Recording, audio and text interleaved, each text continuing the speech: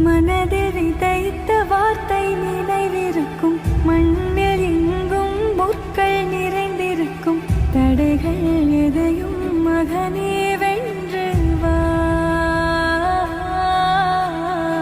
தலையே நிமிந்து பகையை கொண்டு